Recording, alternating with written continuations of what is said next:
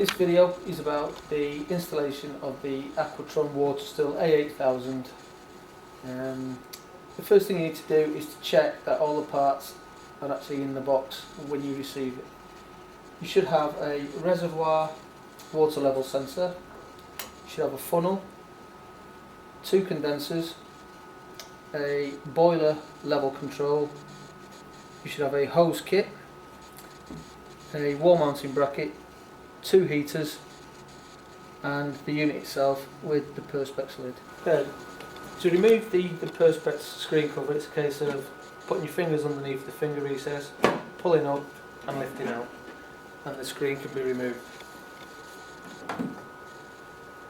Inside the unit comes with its hose assemblies and the boiler is actually fitted. Okay. We need to take the lids off, so removing the 6 retaining screws, we can remove the lid.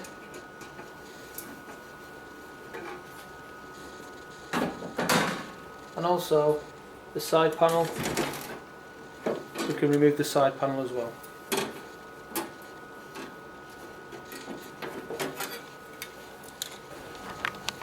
On the boiler we have retaining springs, the front and on the back, and they are held together with this elastic tie. What you will need to do before you start assembling is to snip that tie and remove it. I will leave it on for the purpose of this demonstration. On the vapour tubes on the boiler, you can see we have a sealing ring and a stabilising ring on both tubes. You need to check that they're in place and they are of good quality. They're not, there's no erosion on there or anything. What we need to do now is to connect the condensers up, and we start off, we're going to connect one of the condensers to the left hand side vapour tube. Go from the top, push it onto the vapour tube. So, okay, when you feel slight resistance, okay, push down slightly to create a seal until you have approximately 3/4 of an inch gap between the bottom of the condenser and the boiler itself. You should also ensure that the distillate outlet tube is facing the front and the 2 cold water connections on the condenser are parallel to the unit. We then connect our condenser up. We have our tube assemblies inside, and as you can see, each tube assembly, the connectors at the end are fitted with a number. Okay. For the left-hand vapour tube, we need to identify number 2 and number 4. Number 2 comes from the water flow sensor assembly, and it has a number 2 written there, and that connects to the bottom connector of the condenser.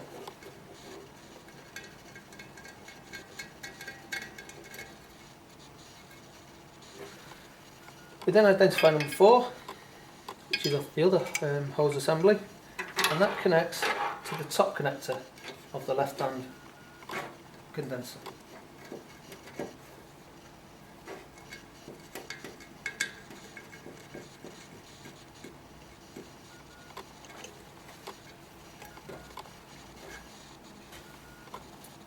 Next thing is to fit the right-hand condenser.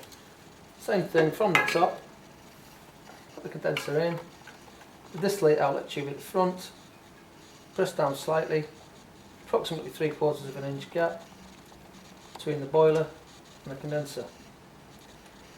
We will then look at the numbers again on the connectors. Number 3 actually connects to the top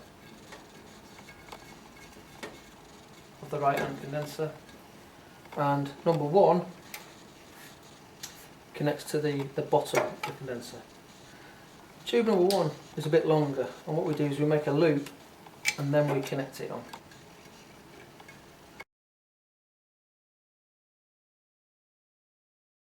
We then connect up the outlets, distillate outlets of our 2 condensers.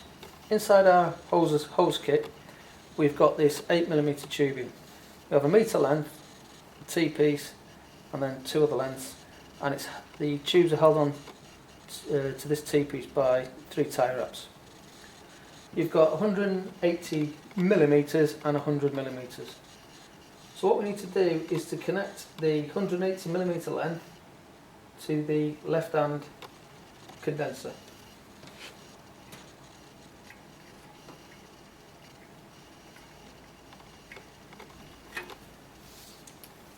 And we then connect the 100mm length to the right hand condenser.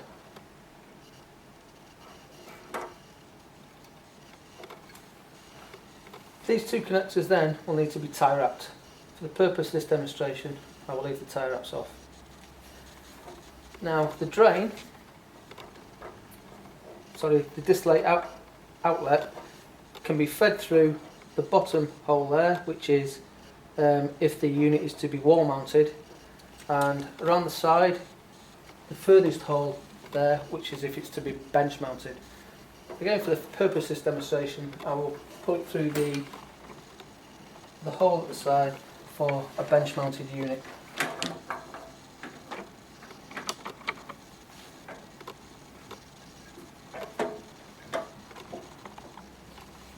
We will then fit our boiler level control. Now on the boiler level control we've got a rotor flow stopcock. Ensure that is fully closed. Also we've got the boiler plastic coupling. What we need to do is to remove one of the split nuts, okay, and the central portion. We will then connect this boiler level control to the boiler. Okay, we will also connect the 16mm earth spigot to the drain. To connect the 16mm earth spigot, the 16mm tubing, which we connect to there, first of all we put it in a beaker of hot water. This will make the tubing supple. Leave it in there for about 20 to 30 seconds.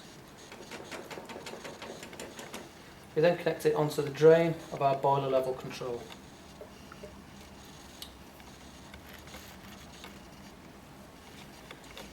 This gets pushed further on, and then a tie wrap can be applied around there. Again, for the purpose of this demonstration, I'll leave the tie wrap off. Okay, we will then take our 1 metre of 16mm tubing from our hose kit, and we will basically connect this through from the outside to the in, through the largest hole in the side of the cabinet. We will then push it through approximately 12 inches. Again, we need to put it in a beaker of water, hot water, for about 20 to 30 seconds. We then push the hose through the largest hole inside of the cabinet.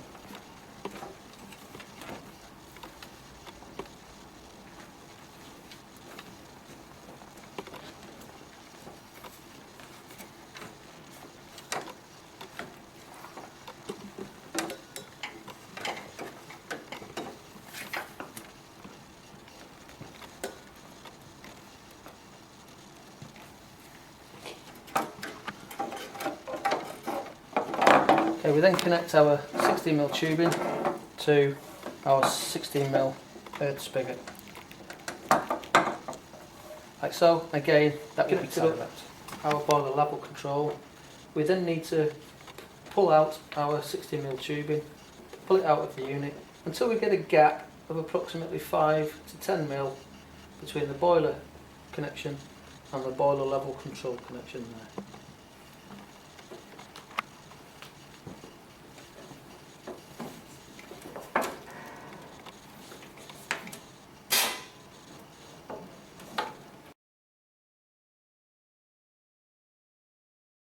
We then put our split nut and the central portion of our boiler plastic coupling onto the boiler connection, like so. We then put the seal of the boiler plastic coupling, ensuring that it goes inside both the boiler and the boiler level connection itself. We then do up the connection.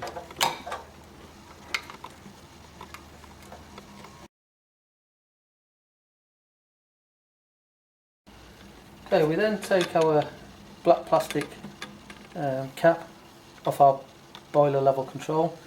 Inside we've got a seal. Put that on, and then we can place our funnel inside the top, and then just finger tight the black cap up like so. We then look again at our hose assembly to number 5, and that connects onto the arm of our boiler level control. So we then take the remaining 8mm piece of 8mm tubing, that then goes through the side of the cabinet again, through the middle hole, and that is the drain, cold water drain.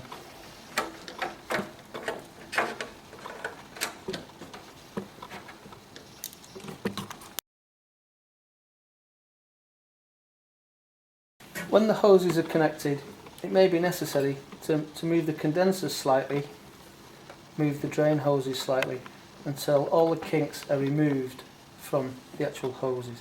So the water should come in through your condensers and out through the drain in a smooth manner. On the boiler we have these 2 black caps which we need to remove.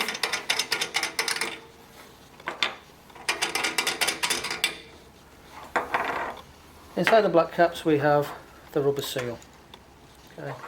These are what we're going to put onto the heaters, and we're going to fit the heaters into the boiler. We take one heater,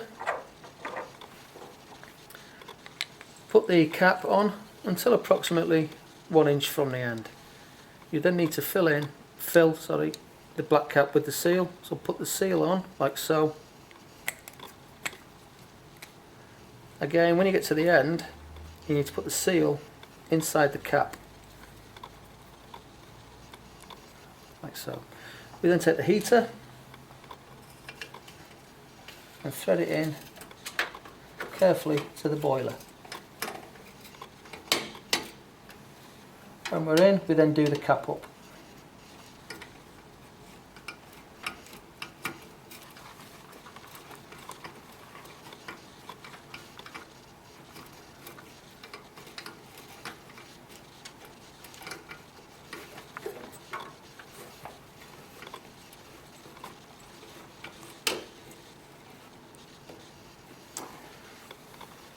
Okay, we then do the same thing for the left hand side.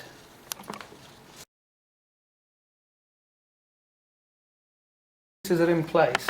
You can see at the end of the boiler we have these cutouts. Okay, the caps should be tightened up.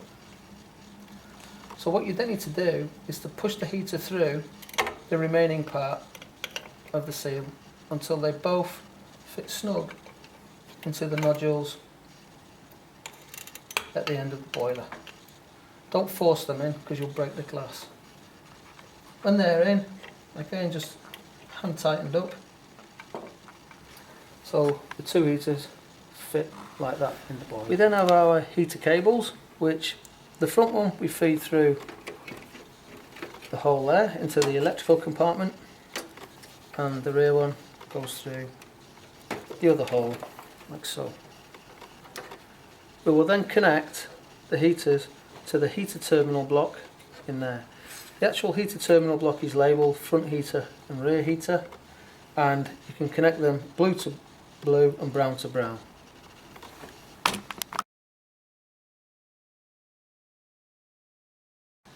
When the heaters are connected, we can then fit our end plate.